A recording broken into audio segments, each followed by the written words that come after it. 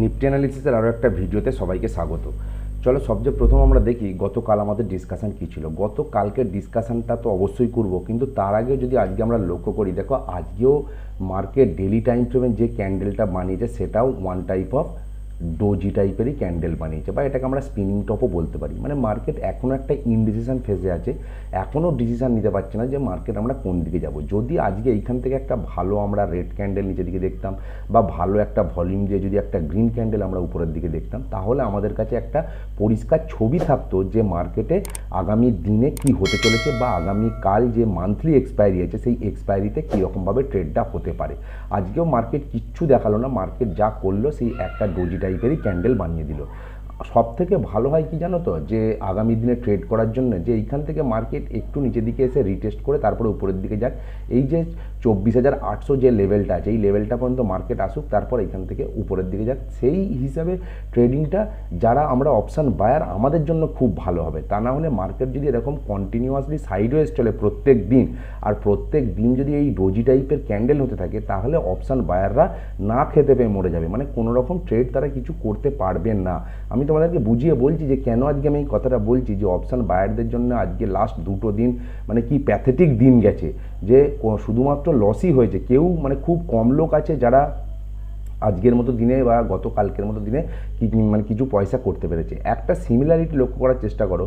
দেখো যখন এর আগে মার্কেট লাইফ টাইম হাই বানিয়েছিল, দ্যাট ইজ 25,080, তখনও কিন্তু মার্কেট এইখানে একটা ডোজি টাইপেরই ক্যান্ডেল বানিয়েছিল, এবং তারপরে একদম ডাইরেক্ট গ্যাপ ডাউন হয়ে এখান থেকে মার্কেট নিচের দিকে ফল করেছিল। তো আমি এক্সপেক্ট করেছিলাম যে অ্যাটলিস্ট এতটা গ্যাপ ডাউন না হলেও, যেহেতু একটা ডোজি টাইপের ক্যান্ডেল গতকাল আমরা দেখেছিলাম, যে একটুখানি মার্কেট কারেকশান এখান থেকে হোক। তাই আমি বারবার বলছি এইখান থেকে মার্কেট একটু কারেকশান হয়ে যদি উপরের দিকে শ্যুট করে না, সেটা আমাদের জন্য কিন্তু খুব ভালো হবে। চলো এবার আমরা দেখি যে আমাদের গতকালকে যে ডিসকাশনটা ছিল তার উপরে যদি আমরা মানে যে ট্রেডিংটা করেছি আজকে, তাতে আমরা কোথায় আজকে ফেঁসে গেছি, বা কোথায় আমরা ট্র্যাপ হয়েছি, বা কোথায় আজকে আমাদের লসটা হয়েছে। চলো আমি যদি চারটাকে 15 মিনিট টাইম ফ্রেমেতে কনভার্ট করি, তাহলে আমরা এখানে খুব ক্লিয়ারলি দেখতে পাবো যে মার্কেট কিন্তু দেখো আমরা যে নো ট্রেড জোনটা আলোচনা করেছিলাম, সেই নো ট্রেড জোনের মধ্যেই কিন্তু মার্কেট ওপেন হয়েছে। দেখো সকালে একদম মার্কেট ওপেন হয়েছে এক্স্যাক্ট 25,045-এ। এই লেভেলে মার্কেট এখানে ওপেন হয়েছে, এবং আমাদের নো ট্রেড জোন ছিল উপরের দিকের যে রেঞ্জটা ছিল সেটা হচ্ছে 25,060 বা 50। এইটা আমাদের নো ট্রেড জোনের আপার ব্যান্ডটা ছিল।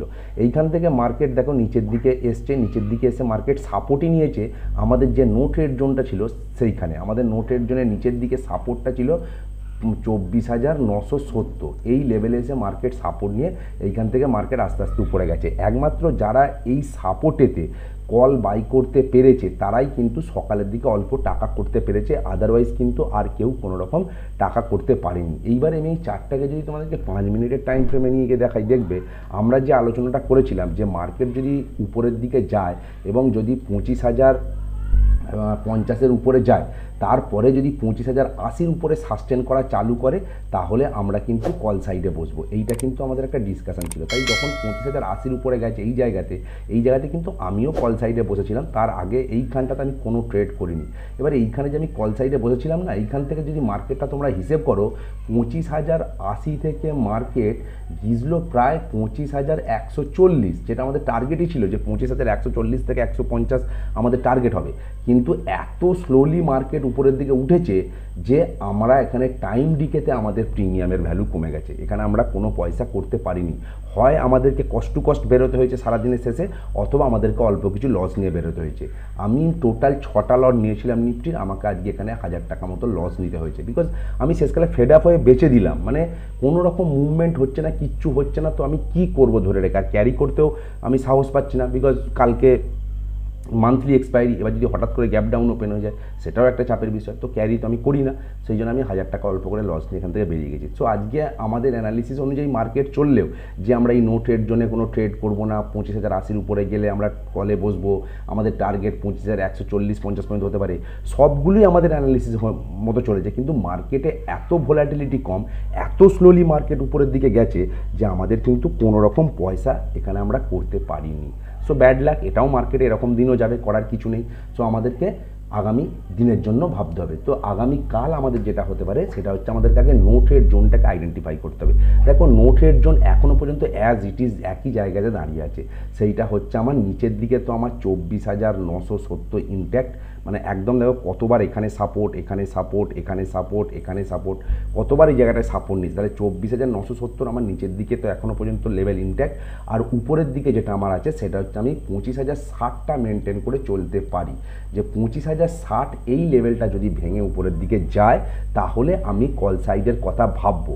কিন্তু তার আগে আমি তোমাদের একটা কথা বলতে চাই যে নো ট্রেড জোনটা তো আমি আইডেন্টিফাই করেছি যে এর মধ্যে আমি কোনো ট্রেড করবো না, আর এর বাইরে গেলে হয়তো আমি কোনো ট্রেড প্ল্যান করতে পারি। কিন্তু আমাকে একটা জিনিস ভালো করে এইখানে বুঝে নিতে হবে যে কালকে যেহেতু মান্থলি এক্সপায়ারি, ঠিক আছে, তো ওরা চেষ্টা করবে, সেলাররা চেষ্টা করবে যে 25,000 থেকে 25,100-র মধ্যে এক্সপায়ারিটা করতে 25,050-এর কল পুট দুটোকেই জিরো করব, এইটা ওদের ইন্টেনশন হবে।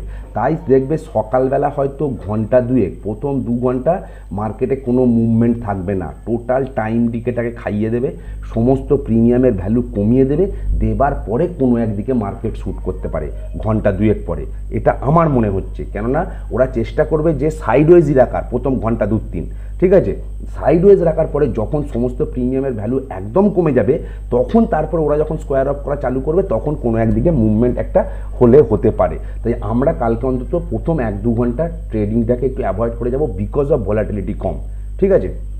তাহলে আর একটা জিনিস বলে দিচ্ছি, যেহেতু কালকে মান্থলি এক্সপায়ারি এবং যেহেতু মার্কেটের ওভারঅল ট্রেন্ড হচ্ছে সাইডওয়েজ, তাহলে আমরা যা কিছু ট্রেড করব কালকে নেক্সট এক্সপায়ারি ট্রেড করব, যাতে আমরা অন্তত টাইম ডিকেটা একটু হলে কম খাই। কালকে আমরা কারেন্ট এক্সপায়ারি কিন্তু কোনো রকম ট্রেড করব না, অন্তত আমি করব না। আমি তোমাদেরকে বলবো সবাই কালকে যদি ট্রেড করো নেক্সট এক্সপায়ারি ট্রেড করো। তাহলে আমরা ট্রেডটা কোথায় করব, যদি মার্কেট কালকে গ্যাপ আপ ওপেন হয়। এবার গ্যাপ আপ ওপেন হলে একটা সুবিধা কি হয়েছে বলো তো, আমাদের কাছে একটা লেভেল এসছে অ্যাটলিস্ট, যে 25,140 আমাদের কাছে একটা লেভেল এসছে।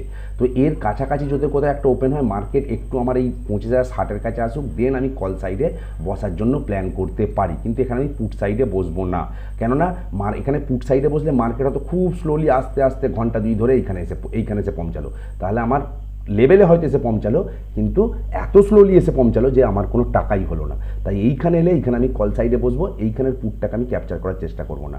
মার্কেট এর ভেতর যতক্ষণ আছে আমি কোনো রকম ট্রেড কিছু করছি না।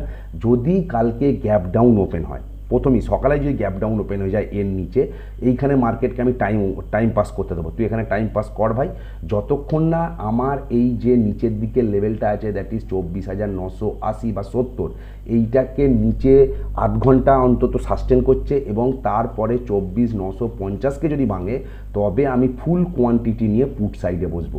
আর এই ক্ষেত্রে কল সাইডে আমি কিন্তু খুব অল্প কোয়ান্টিটি নিয়ে বসবো। খুব চান্স আছে কালকে যে এরা 25,050 কল পুট দুটোকেই জিরো করবে, অথবা 25,000 লেভেলের কল পুট দুটোকেই জিরো করার চেষ্টা করবে, ঠিক আছে। তো সেই ট্র্যাপে আমাদেরকে পা দিলে হবে না। এরা প্রথম 2-3 ঘন্টা টোটাল মার্কেটটাকে সাইডওয়েজ রেখে দিতে পারে যাতে প্রিমিয়ামটা যত কমে যাক, তারপরে এরা স্কোয়ার অফ করা চালু করবে, নিজেদের পজিশন স্কোয়ার অফ করবে। তো সেই জন্য আমি বারবার বলছি যে এই ট্র্যাপেতে আমরা পা দেবো না, অন্তত প্রথম ঘন্টা দুয়েক আমরা ছেড়ে দেবো। আই হোপ বোঝাতে পেরেছি আমি কী পার্সপেক্টিভে বলছি। কেননা মার্কেট এই রেঞ্জ থেকে যতক্ষণ না বেরোচ্ছে এবং ভালো ভলিউম দিয়ে এই উপরের দিকের রেঞ্জটাকে যদি ধরি আর এই নিচের দিকের রেঞ্জটাকে ধরি, মানে এই যে 100 পয়েন্ট আছে বা 150 পয়েন্ট আছে, এই রেঞ্জ থেকে যখন একটা ভালো ভলিউম দিয়ে মার্কেট যতক্ষণ না বেরোচ্ছে ততক্ষণ একটা ডাইরেকশনাল মুভমেন্ট পাওয়া খুব মুশকিল। আর আমাদের যারা আমরা অপশান বায়ার, আমরা যদি কম সময়ের মধ্যে ভালো ডাইরেকশন বা ভোলাটিলিটি না পাই কিন্তু আমরা ট্রেড করে পয়সা কোনোদিনও করতে পারবো না। সারাদিন যদি এরকম মার্কেট চলে, আজকে ওভারঅল ম্যাক্সিমাম লোকের লস হয়েছে অপশান বায়ারদের, ঠিক আছে। তবু তো আমি সকালবেলার দিকটা বাঁচাতে পেরেছি যে এই জায়গাটাকে তোমাদেরকে নোটেড জোন বলে দিয়ে, ঠিক আছে। এই হচ্ছে মোটামুটি আমাদের কাছে চার্টের অ্যানালিসিস। এবার যদি আমরা একটুখানি অপশান চেনটা দেখি, দেখো অপশান চেনটা যদি আমরা দেখি যে কল সাইড থেকে লোকজন কিছু বেরিয়েছে, মানে 25,000-এর কল থেকে এই লোক বেরিয়ে গেছে, এখান থেকে লোক বেরিয়েছে, মানে এখনও পর্যন্ত এরা ভাবছে যে আমরা 25,000-এর নিচের এক্সপায়ারিটা করাতে পারবো না, তাই এর এখান থেকে লোকজন বেরিয়েছে। কিন্তু তা সত্ত্বেও এখনও 2,47,000 লোক বসে আছে, আর এখানে পুট সাইডে 4,17,000 লোক বসে আছে। তার মানে 25,000টা আমার কাছে একটা স্ট্রং সাপোর্টের কাজ করছে, একদম ক্লিয়ার, 100% ক্লিয়ার।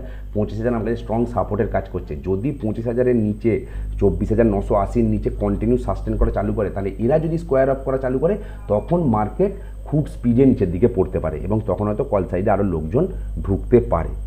কী বললাম বলতে পেরেছি? সিমিলারলি দেখো 25,100-তে আছে 3,33,000, তাই 25,100-র উপরে সাস্টেন করা চালু করলে তবে এরা ভয় পাবে, তবে এরা ভয় পাবে। এবার এরা ভয় পেলে স্কোয়ার আপ করলে একটু উপরের দিকে যেতে পারে। তাহলে যা হবার এই 25,000 থেকে 25,100-র মধ্যেই হবে, তোমরা কালকে দেখে মিলিয়ে নিও। এবং ওরা খুব চেষ্টা করবে হয় 25,000 বা 25,050 এই দুটো স্ট্রাইক প্রাইসের কল পুট দুটোকেই জিরো করার জন্য, ঠিক আছে? তো সেই ট্র্যাপে কিন্তু আমরা পা দেবো না। ফার্স্ট 2-3 ঘন্টা ট্রেড করবো না, কালকে এক্সপায়ারি সেরকম হলে ট্রেড করবো না, তাও ভালো, কিন্তু ওদের ট্র্যাপে যেন আমরা পা দিয়ে ফেঁসে না যাই এই লাস্ট 2 দিনের মতো। চলো একটা ছোট্ট স্টক আমি বলবো বলে ভেবেছি, যে একটা স্টকেতে আমরা ভালো ব্রেকআউট দেখতে পেয়েছি, সেই স্টকটা একটু তোমাদের সঙ্গে আলোচনা করি, যে সেই স্টকটাতে আমরা কোথায় এন্ট্রিটা করতে পারি। স্টকটার নাম হচ্ছে গ্র্যানুয়েলসে আজকে একটা ডেলি টাইম ফ্রেমে একটা ভালো ব্রেকআউট হয়েছে।